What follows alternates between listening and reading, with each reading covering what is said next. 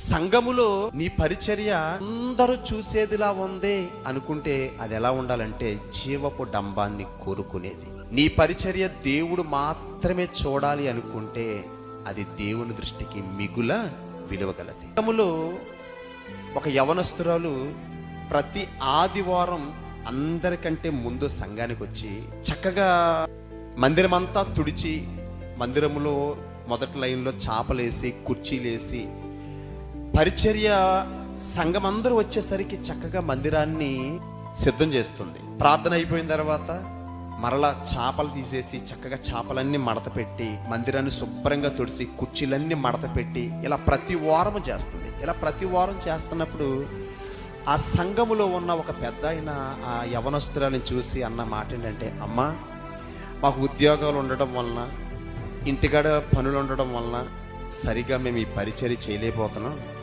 నువ్వు ప్రతి వారం చేస్తున్నావు, మీళ్ళు ఎక్కడో చెప్పమ్మా, వెళ్ళేటప్పుడు నా బండి మీద నేను డ్రాప్ చేస్తాను అన్నాడు.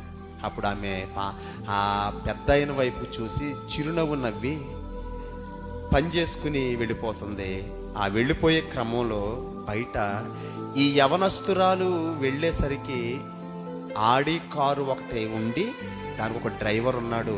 ఈ పెద్ద ఆయన బండెక్కుతున్నాడు, నేను డ్రాప్ చేస్తానన్న ఆయన. కానీ ఈమె ఆ ఆడి కారు దగ్గరికి వెళ్తే డ్రైవర్ కారు తీసి డోర్ ఓపెన్ చేశాడు. అంటే కారుండి, డ్రైవర్ ఉండి, ఒక మంచి స్థితి ఉండి దేవుని దగ్గరకు వచ్చేసరికి మనం పరిచర్య చెయ్యాలి, ఇది దేవుని సేవ ఇది అనే సదుద్దేశం ఆ యవనస్తురాలు కొంచెం చూసారా, అది చాలా గొప్పది.